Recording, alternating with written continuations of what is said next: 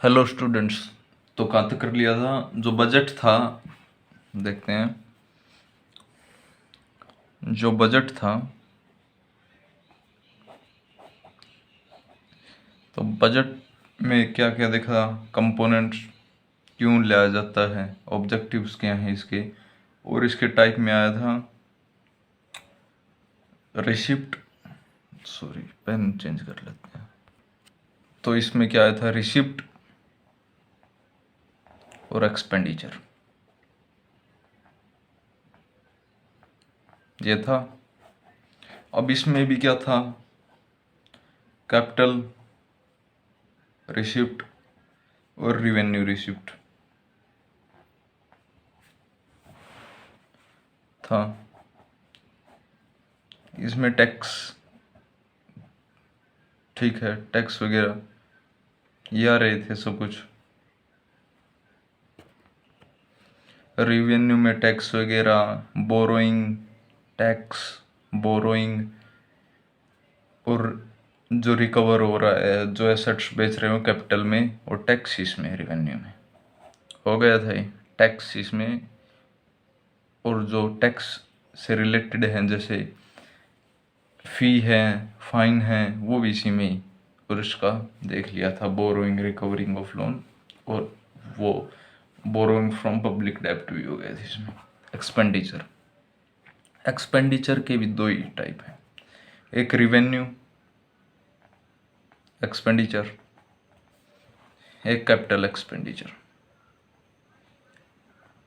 ठीक है, नीचे लिख लेते हैं, रिवेन्यू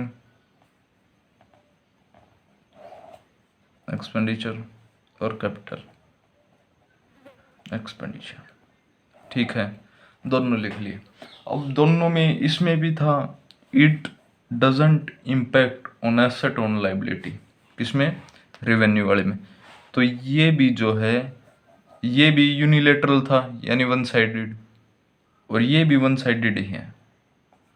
यानी इसमें पर्सन सोचता नहीं है कि इसके बदले में भी हमें कुछ मिलेगा, या इसके बदले में हमें कुछ देना होगा। ठीक है, वन साइडेड है। ठीक है, और वन साइडेड, ये रूल एंड रेगुलेशन के लिए बनाया गया था, और ये हेल्प के लिए या फिर कुछ ग्रांट डोनेशन के लिए इसके एग्जाम्पल रहेंगे। ठीक है, अब ये वन साइडेड है। ये ये ज़्यादातर प्लान्ड भी हो सकता है और अनप्लान्ड भी हो सकता है।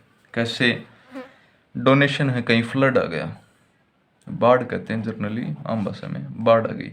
अब बाढ़ प्लान की हुई थोड़ी ना होती है कि कभी बाढ़ आएंगी तो हम उसको मदद करेंगे, ये प्लान नहीं होता, ये अनप्लान्ड होता है कि अचानक होगी, नेचुरल डिजास्टर है, तो उसमें हेल्प के लिए रिवेन्यू एक्सपेंडिचर में आएगा।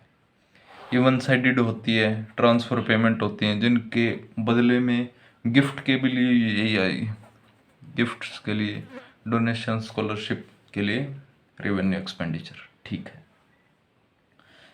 It doesn't impact on asset और लाइबिलिटी पे कोई इम्पैक्ट नहीं करता। ठीक है, 5-6 डिफरेंस हो गए, काफ़ी है। ठीक है, अब इसमें it impact on asset and liability, ये इम्पैक्टफुल है, इम्पैक्टफुल, ये इम्पैक्ट डालता है एसेट और लाइबिलिटी में। कैसे, it create asset, reduce liability, साफ दिख रहा है ना, लाइबिलिटी, लाइबिलिटी। ठीक है, थोड़ा सा इस साइड कर लेते हैं, दिख जाए अच्छे से। ठीक है, ये कैसे, expenditure on buildings, roads, dams जो बन रहे हैं वो इससे बने हैं, कैपिटल एक्सपेंडिचर। ठीक है, जैसे अब ये आ जाए, जो जैसे जो ऑफिसर है पुलिस में, अब वो उस पर जो एक्सपेंस हो रहा है वो किस में आएगा, वो रिवेन्यू एक्सपेंडिचर में आएगा। जो लॉ और ऑर्डर को बनाने के लिए यूज किया जाता है वो रिवेन्यू में। कैपिटल में जिससे एसेट बने, जैसे बिल्डिंग्स, रोड्स, ये सब एसेट्स में है तो कैपिटल में आएगा। ठीक है, ये एग्जाम्पल काफ़ी होगा और आगे देखते हैं। चलो आगे देखते हैं। प्लान, एक्सपेंडिचर और अनप्लान्ड, ये समझा ही दिया गया था।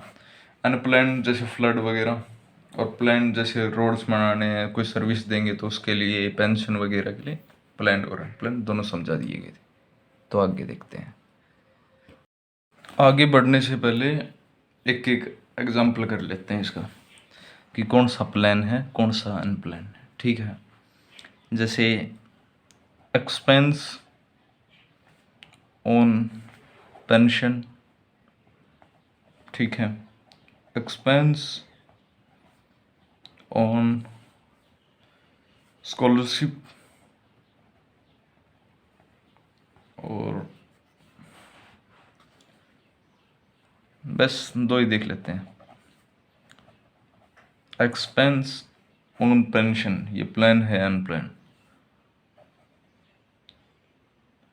पेंशन ये प्लान है, क्योंकि पेंशन पहले प्लान होती है, ये लोग रिटायर हो चुके हैं, इनको मिलनी चाहिए, समझ गए।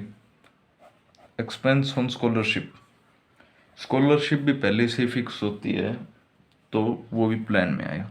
ये फ्लड वगैरह जो नेचुरल डिजास्टर हैं ये अनप्लान है तो ये अलग आएंगे। ठीक है, तो आगे देखते हैं। अब एक लास्ट टॉपिक बचा है, तो उसमें क्या होता है, फॉर्मूला बेस्ड क्वेश्चन है जो 1-2 मार्क्स के आएंगे, हर बार आते हैं तो अब की बार भी आ सकते हैं, तो थोड़ा ध्यान से कर लेते हैं। बजट डेफिसिट क्या होता है? बजट डेफिसिट, पहले ये देख लो, बजट तो समझा ही रखा है, डेफिसिट ये पहले भी देख ले, कमी आना। तो बजट में कमी कैसे आएगी? अगर एक्सपेंडिचर ज़्यादा हो जाए और जो रिसिप्ट है या जो पैसा आना है वो आए कम। एग्जाम्पल, एक पर्सन है ए, जैसे आप ही लगा लो, आपकी पॉकेट मनी 1000 रुपये बताई थी और आपने एक्सपेंडिचर कर दिया, ये आपकी रिसिप्ट है, ठीक है, एक्सपेंडिचर कर दिया 1200 का एक्सपेंडिचर, तो ये 200 का गैप है ना, ये बजट डेफिसिट है, समझे। तो ये 200 रुपये बजट डेफिसिट हो गए। ठीक है, अब इसका फॉर्मूला देख लेते हैं। Equal to budget deficit equal to total expenditure minus में टोटल रिसिप्ट। अब टोटल एक्सपेंडिचर मतलब रिवेन्यू प्लस कैपिटल, और ये भी रेवेन्यू प्लस कैपिटल, ठीक है।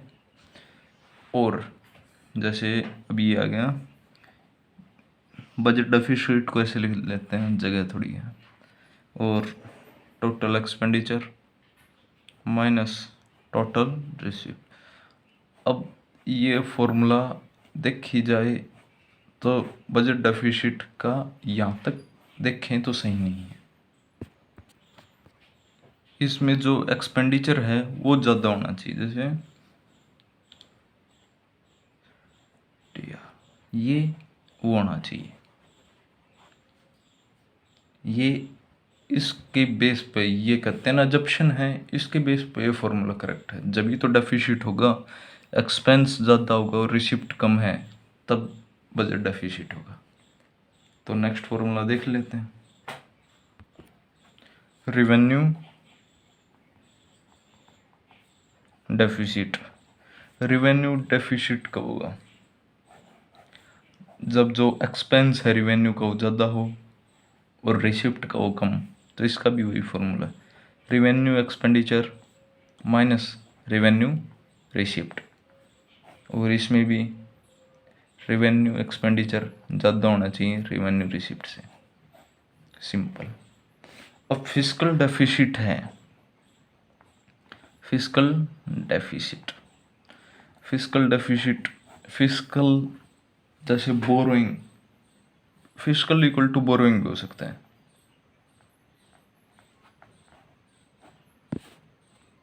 जब मैं स्टूडेंट था तब फिस्कल इक्वल टू बोरोइंग ये सबसे अच्छा मेथड लगता था मेरे को। जैसे टेबल देख लेता, फाइंड द फिस्कल डेफिसिट आना है, तो कहीं बोरोइंग दे रखा हो ना, तो वही फिस्कल डेफिसिट है। तो ये सिंपल सा फंडा है, ठीक है।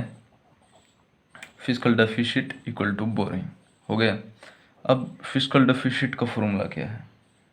Total expenditure minus total receipt other than borrowing, borrowing ये ठीक से नहीं दिख रहा, अदर देन बोरोइंग। तो ये है फिस्कल डेफिसिट का फॉर्मूला, ठीक है। और इक्वल टू बोरोइंग लग जाए तो ये कहना ही क्या है, ठीक है। अब बाद में देखें इनके प्रभाव क्या क्या पड़ रहे हैं, पहले एक बार फॉर्मूला देख लेते हैं, ठीक है। प्राइमरी डेफिसिट, प्राइमरी डेफिसिट का क्या होगा formula? Fiscal deficit, fiscal deficit borrowing भी दे सकते हैं इसके स्टेटमेंट में, माइनस इंटरेस्ट पेमेंट, जो इंटरेस्ट पे पेमेंट लग रही है वो इंटरेस्ट, ठीक है। हो गए तीनों। अब इसके मेरिट्स, डीमेरिट्स और इम्प्लीकेशन आगे देख लेते हैं, चलो देखते हैं।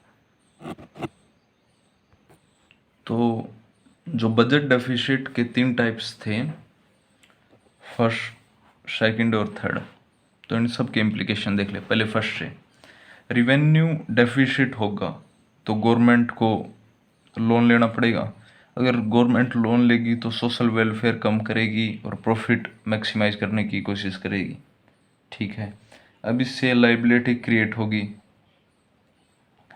लाइबिलिटी क्रिएट और एसेट रिड्यूस, ये 4 इम्प्लीकेशन लिखने ना मैक्सिमम है। Second, fiscal deficit, fiscal deficit से इन्फ्लेशनरी गैप होगा, सबसे मेन तो ये नेशनल डेप्ट, नेशनल डेप्ट जैसे पाकिस्तान में है, नेशनल डेप्ट जब होगा तो सिंपल सी बात है, जो जिसने लोन दिया है वो जो पॉलिटिक्स है, पॉलिटिक्स उसमें भी इंटरफेयर करना स्टार्ट कर देगी फिस्कल डेफिसिट के कारण, ठीक है। अब जब नेशनल डेप्ट हो जाता है तो जो कंपनीज हैं जो इन्वेस्ट करने के लिए वहाँ पर आई हैं वो भी वहाँ से बाहर जाने लग जाती हैं, इसको क्राउडिंग आउट भी कहते हैं, ठीक है। अब जो थर्ड है और सबसे लास्ट वो देखते हैं। तो जो प्राइमरी डेफिसिट है उससे एक तो जैसे लोन वाली जो समस्या है सरकार की, एक तो वो बढ़ेगी, सिंपल सी बात है। अब इसमें सिचुएशन क्या है, जो करंट ईयर एक्सपेंडिचर है वो ज़्यादा हो जाता है करंट ईयर रिसिप्ट से, जिससे कि लोन लेना पड़ता है और जिससे नेशनल डेप्ट होता है, ठीक है। तो ये कॉम्बिनेशन है देखी जाए तो दोनों का, प्राइमरी, इसमें दोनों की प्रॉब्लम आ जाती है इसमें प्राइमरी वाले में, ठीक है। ये हो गया। अब आगे देखते हैं। अब देख लेते हैं जो बैलेंस बजट है, अनबैलेंस बजट है, इससे प्रॉफिट, मेरिट और डिमेरिट देख लेते हैं। जो बैलेंस बजट है, बैलेंस बजट, ठीक है। बैलेंस बजट के मेरिट देख लेते हैं और इस साइड लिखते हैं डिमेरिट, ठीक है। मेरिट डिमेरिट, सबसे पहला मेन, गवर्नमेंट ने जो रिसोर्सेज का यूज़ है वो ठीक तरीके से किया है, वेस्ट एक्सपेंस नहीं किया और पॉलिसी के अकॉर्डिंग काम किया है, ठीक है। अब डिमेरिट क्या है, जो अनएम्प्लॉयमेंट की प्रॉब्लम है वो सॉल्व नहीं हुई, एक ये भी रीज़न है। और जो इनकम है या पॉवर्टी के बारे में जो प्रॉब्लम है वो भी कुछ सॉल्व नहीं हुई। जैसे सोशल वेलफेयर भी कम हुआ है इससे, ये भी लगता है सोशल वेलफेयर भी कम हुआ है। ठीक है, बैलेंस के ये 4-5 हो गए। अब अनबैलेंस का देखते हैं। अनबैलेंस बजट, अनबैलेंस बजट है, इसके में दो टाइप, एक सरप्लस,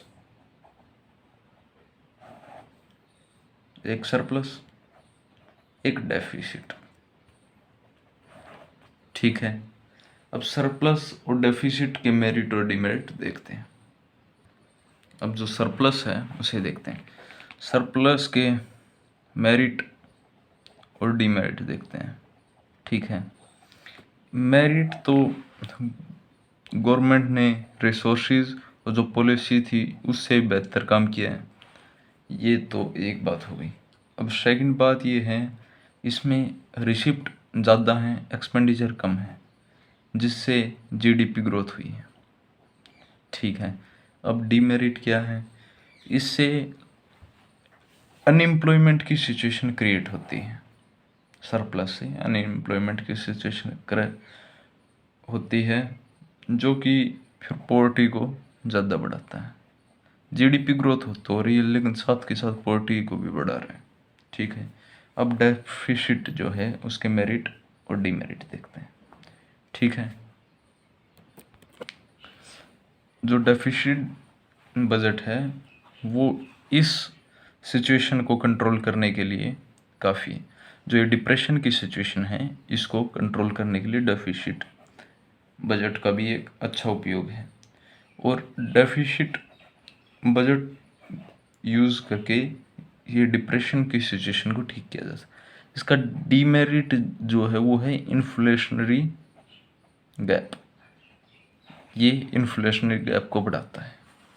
ठीक है, तो यही है। और बाकी ये एक एक दो नंबर के आते हैं, ये मेरिट्स डीमेरिट एक एक पॉइंट लिखने होते हैं, तो ये अच्छे से थोड़ा समझने की ज़रूरत है। बाकी इसके स्टेटमेंट वगैरह तो बुक से भी आप रीड कर सकते हैं, मेन होता है समझना, जो कि मैंने आपको समझा दिया गया है।